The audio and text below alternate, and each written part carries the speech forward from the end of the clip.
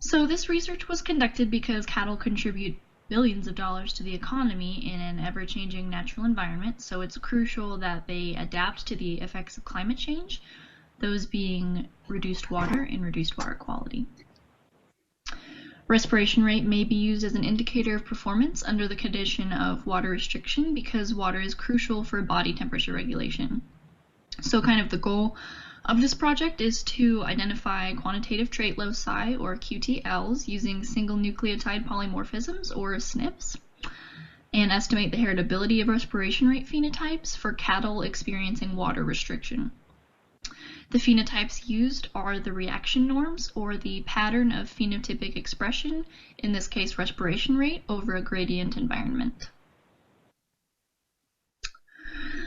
So over 5 years, 785 crossbred steers were fed at Willard Sparks Beef Research Center at Oklahoma State University, and after a 21-day acclimation period, baseline values of water and feed intake were measured for the following 70 days to establish ad libitum, and then during this time respiration rates were taken twice weekly, once in the morning and once in the afternoon. Subsequently, the baseline values collected at the beginning of the trial were reduced by 10% each week until restriction reached 50%. Cattle were then maintained at 50% water restriction for 42 days, and then intake was increased back to ad libitum over 3 days at the end of the trial. During this restriction period, respiration rates were taken twice daily, and the slopes and intercepts of the respiration rate reactions were plotted against both temperature and humidity index and water restriction level.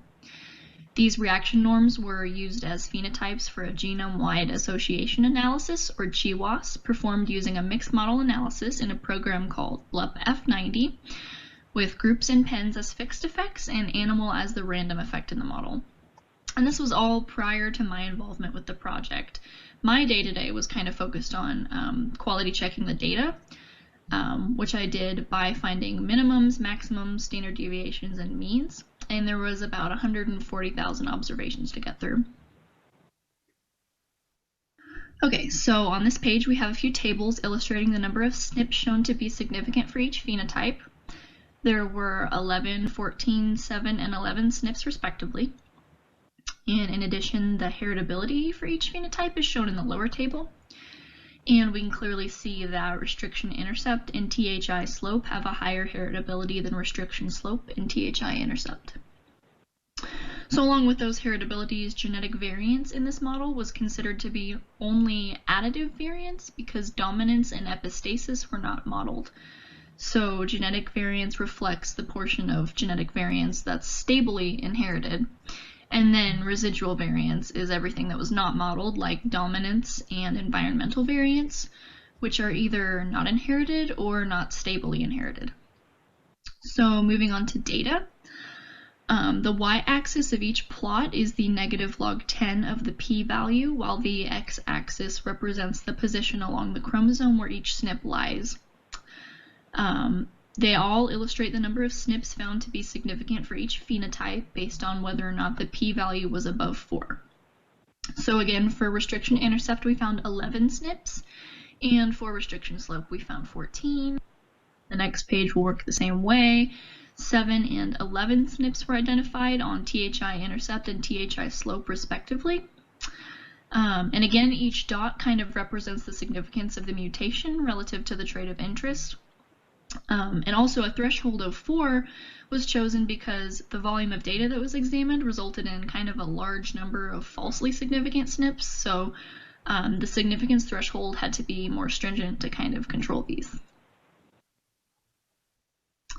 So in conclusion, restriction intercept and THI slope will probably respond more quickly to selection than restriction slope and THI intercept, meaning that cattle producers may be able to select for cattle that have a lower baseline respiration rate or respond less severely to a variable temperature humidity index.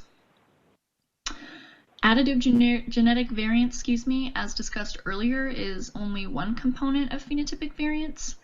However, because THI slope and restriction intercept have low residual variance values, they are more highly heritable. Restriction intercept has the highest heritability, so it will be easier to select for respiration rates prior to water restriction than to select for a stable performance across environments that have a lack of water. And just a couple reasons why traits like these are important in the industry. Cattle move across environments throughout the chain of production. And then in regards to AI, a bull who did well in one environment may be used to impregnate a cow in a completely different environment. So the offspring will be required to kind of adapt to the environment that their sire may never have experienced. And so that wraps it up. With that, I'd like to thank Dr. Mark and Kim Young for allowing me the opportunity to receive this scholarship, and Dr. Rolf and Will Schaffer for letting me work with them on this project.